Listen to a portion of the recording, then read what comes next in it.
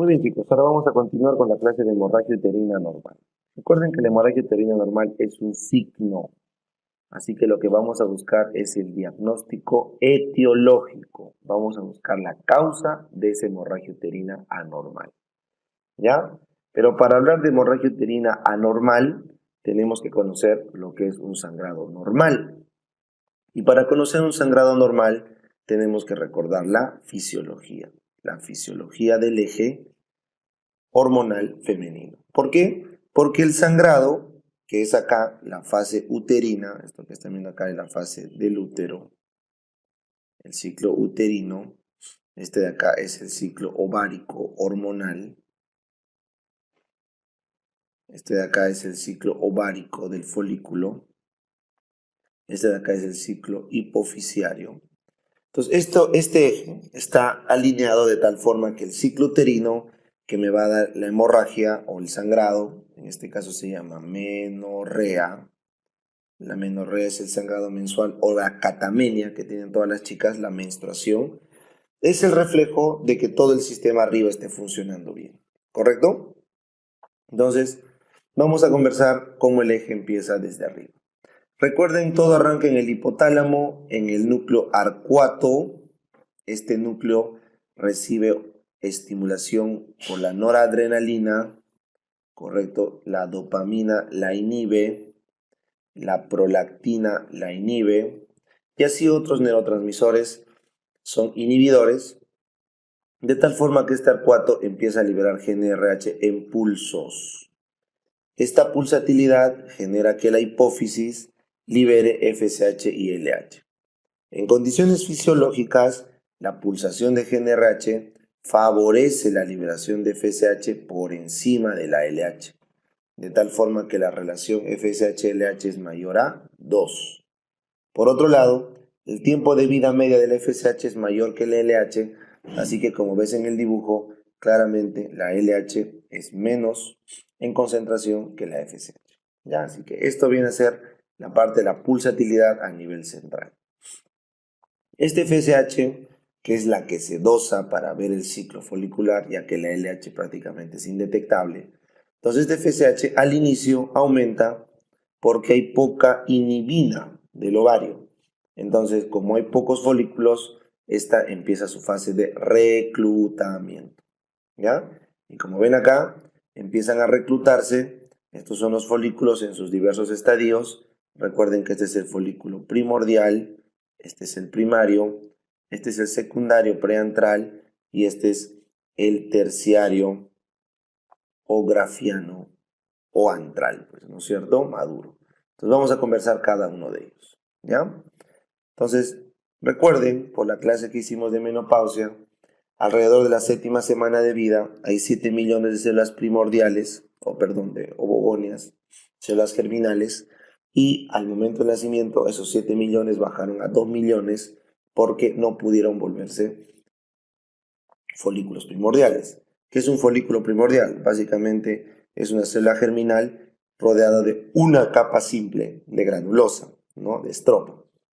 Luego dijimos que a lo largo de la niñez hasta la pubertad, estos desarrollaban, estos primordiales, varios de ellos en folículos primarios, ¿no? Primarios, de tal forma que quedan más o menos 400.000 folículos primarios para la pubertad y se llaman primarios porque ya tienen una multicapa de granulosa y alrededor del ovocito se ha generado la zona pelúcida.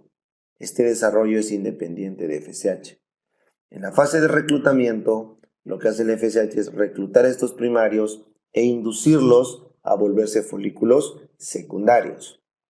Y se llaman secundarios porque ya reaccionan a la FSH y por ende producen estrógeno. Ya, estrógeno. También se produce inhibina, se producen prostaglandinas y hormona antimülleriana. Toda esa producción de la granulosa se acumula en estas pequeñas lagunillas, corpúsculos de Kalexner, que a medida que van agrupándose se pueden formar en un antro. Antes de eso se llaman folículos secundarios, porque responden a FSH, preantrales, porque no formaron el antro. Y acá pueden ver un pequeño esbozo de teca interna. En cambio, los folículos grafianos, estos ya tienen un antro establecido tiene la corona radiada alrededor del ovocito, todavía estamos en ovocito primario, tienen acá el cúmulo óforo o la colina germinativa y tienen acá toda la granulosa y su teca interna bien desarrollada. Inclusive ya aparece la teca externa, que es de protección. Entonces, este es el folículo final grafiano que va a ovular. Todo esto ocurre en este periodo folicular. ¿Ya? Entonces, la fase de reclutamiento es al inicio para folículos, formar folículos secundarios, y a medida que estos producen estrógeno, miren acá, el estrógeno va subiendo, por lo tanto el FSH va bajando. Pero hay un punto del estradiol alrededor de los 400 picogramos, puedes leer por ahí 300, es un rango, entonces yo les digo, de 200 a 400 picogramos empieza a cambiar el feedback. El FSH, feedback negativo, estaba viendo, empieza a cambiar su feedback a feedback positivo. Y esta muesca que ven acá es el cambio de estrógeno a feedback positivo. Este estrógeno, cuando llega de 600 a más picogramos, desencadena la liberación de LH en un pulso de LH, ¿correcto? Y este LH es responsable de la ovulación. Pero ¿quién fue responsable de la liberación de LH? El estradiol. Así que acá vamos a apuntar unos tiempos. El estradiol ocurre 36 horas antes de la ovulación, mientras que la LH ocurre 12 a 24 horas antes de la ovulación. ¿Ya? La LH tiene tres funciones. Aumenta la presión dentro del antro intracanalicular, destruye la granulosa, eso se conoce como genera el estigma ovari, y finalmente completa la meiosis 1 para que pase a meiosis 2. ¿Ya? Entonces la LH, para poder ovular, ha hecho tres cosas. Primero, aumenta la presión intracanalicular. Dos, destruye la granulosa que está hacia el peritoneo. Recuerden que este folículo está hacia la corteza del ovario y hay una cara que da hacia el peritoneo. Entonces esa parte se empieza a degradar y eso se conoce como el estigma ovulatorio o estigma ovárico. Y finalmente completa la meiosis de 1, pasa a meiosis 2. Esa es la función de la LH. Respecto de la ovulación. Y la siguiente función de la LH, como pueden ver acá, es la luteinización. ¿Qué es la luteinización? Vamos a ver acá. La luteinización es cuando cambia el aparato enzimático de la granulosa y de la teca interna y favorece la producción de progesterona. Por eso el cuerpo lúteo se llama lúteo porque es amarillo, ya que consume más colesterol y también produce más colesterol. Y este colesterol se transforma en progesterona. También estrógenos, pero más en progesterona. No olviden que los estrógenos se forman de la aromatización de los andrógenos. Entonces todos los andrógenos que se forman se aromatizan en estrógenos, pero la sobreproducción que hay genera al final un acúmulo de progestágenos, que es un paso anterior a los andrógenos. Y por eso tenemos el famoso cuerpo lúteo, de ese color. ¿Ya? La progesterona empieza a aumentar de 2 picogramos a 8 alrededor del día 21. En verdad tienen que preguntarles 7 días antes de la menstruación. 7 días antes ocurre el pico, acá sería el día 21, está un poco movido. ¿Ya? Muy bien, entonces esa sería la función de la LH respecto al cuerpo lúteo. ¿Ya? Luteiniza las células de la granulosa y la teca interna sobre todo. Pero este cuerpo lúteo, en ausencia de una hormona que todos conocemos, bueno, que no es la LH, pues, ¿no? Sino tiene que ser la beta-HCG. Sin la beta-HCG no puede mantenerse. Entonces, este cuerpo lúteo tiene un tiempo contado de 14 días más o menos 36 horas y degenera en lo que conocemos como el cuerpo albicans. Por eso, a medida que van atrofiándose las células, la caída de las hormonas va haciéndose más agudo y cuando ya no hay suficiente aparato enzimático, hay una caída tórpida de las hormonas. Esto ocurre más o menos 3 días antes de la menstruación. Esta caída tórpida de hormonas aumenta las prostaglandinas. ¿Ya? Y las prostaglandinas son las responsables de la menstruación. ¿Ya? Entonces, antes de eso hay que recordar lo que ocurre en el útero, ¿ya? Para hablar de menstruación. Pues venimos acá. El útero, el ciclo uterino, como les digo, es el único que se puede ver objetivamente en toda mujer Así que es el signo principal de que si está o no está teniendo problemas de hemorragia uterina normal. Entonces recuerden, la primera fase, los primeros 7 días como máximo, aunque el usual es de 3 a 5 días, eso es lo normal, pero el tope es 7. Ocurre la menstruación, ¿no? Que también le llaman menorrea, sangrado menstrual. Luego viene toda esta fase donde el endometrio prolifera, esa es la fase proliferativa, la fase folicular o la fase estrogénica, ¿no? Del estradiol ovárico. Y finalmente tienes la última fase, que es la fase no proliferativa, sino que la progesterona lo vuelve secretora, se llama fase lútea o fase de la progesterona. ¿Ya? Entonces vamos a ver acá.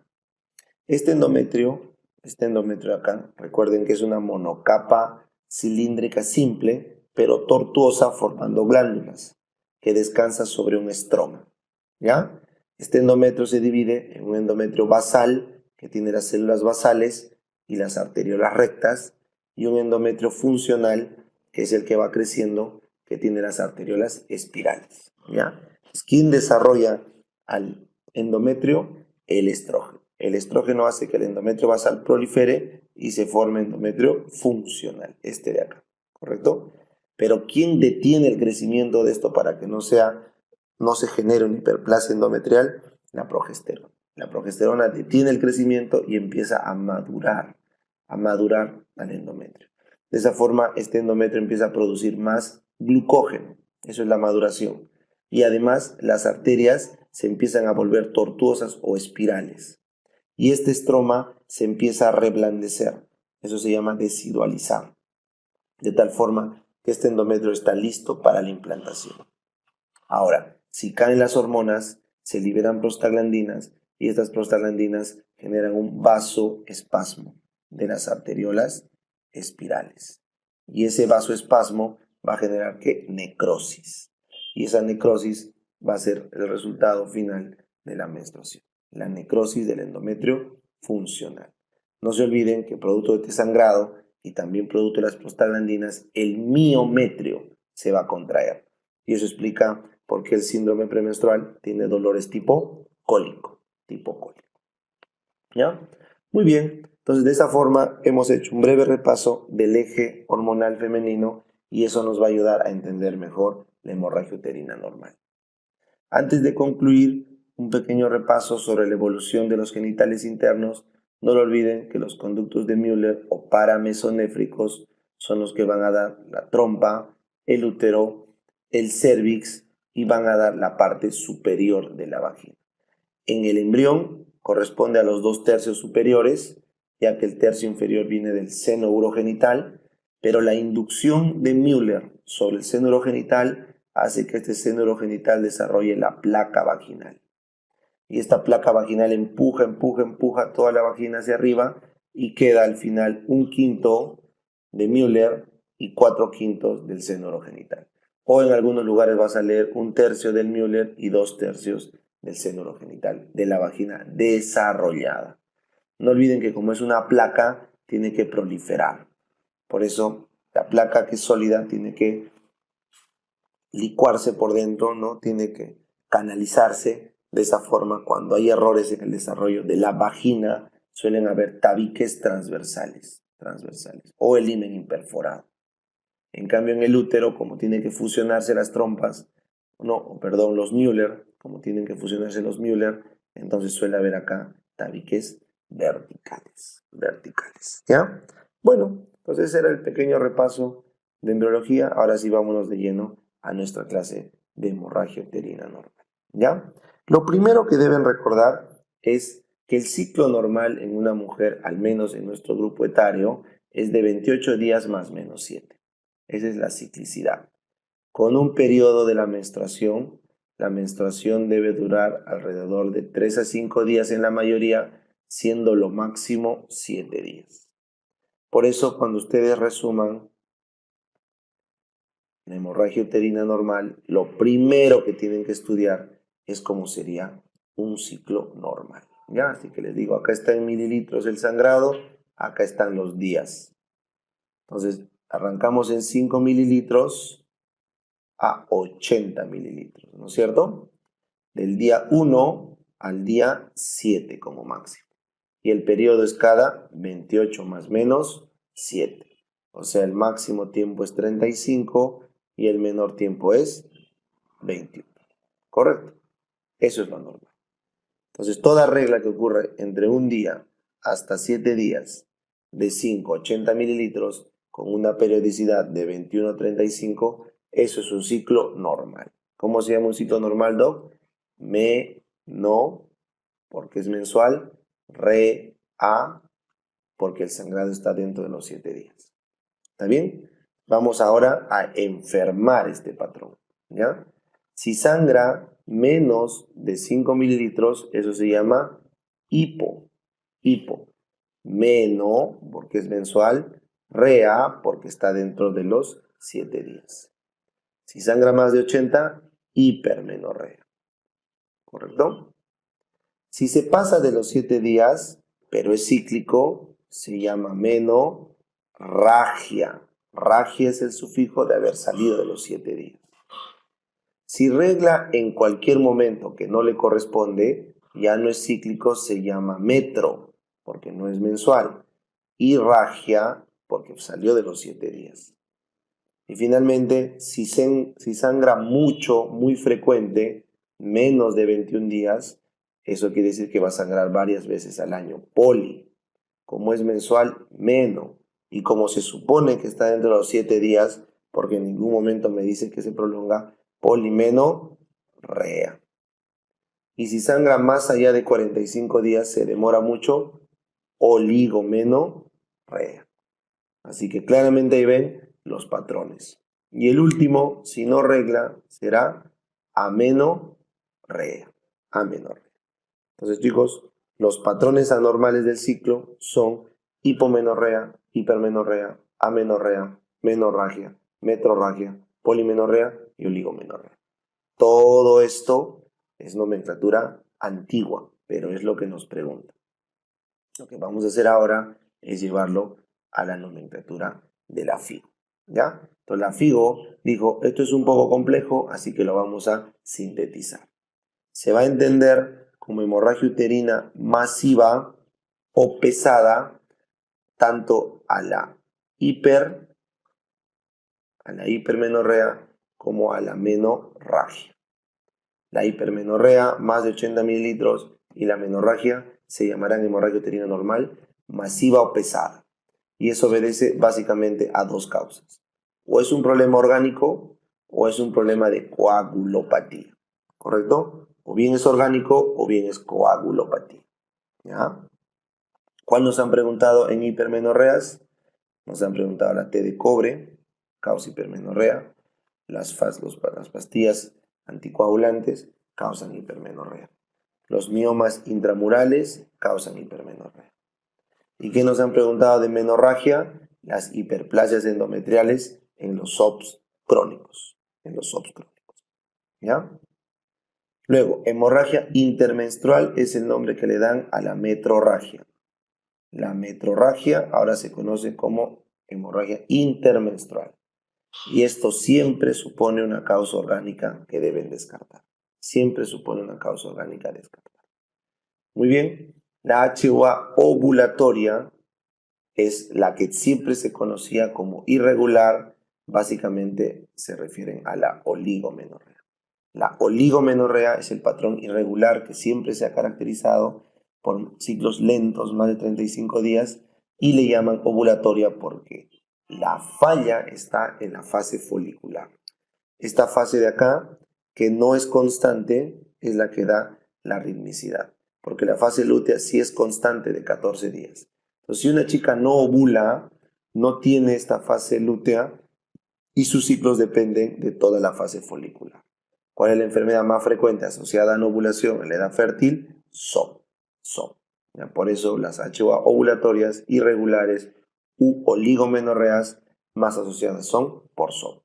Recuerden que es el signo inicial del SOP, que ya vimos. Amenorrea, ya lo expliqué en otra diapo, la chica que no regla. Hay amenorrea primarias y secundarias, ¿no? Hipomenorrea se conserva menos de 5 mililitros y esto se asocia al uso de progesterona crónica. Habíamos visto hace un rato en los anticonceptivos, los gestágenos dados en implante, dados en ampolla por muchos años pueden causar amenorreas, hipomenorreas. Acá también está el síndrome de Asherman, que destruye el endometrio, y también estaría la estenosis cervical. Y en polimenorreas, ciclos menos de 21 días, también respeta el término la FIGO, y eso se asocia a patología orgánica de ovario. Recomendar siempre estudiar ovario cada vez que hagan polimenorrea, y la causa más probable es un endometrioma de una endometriosis.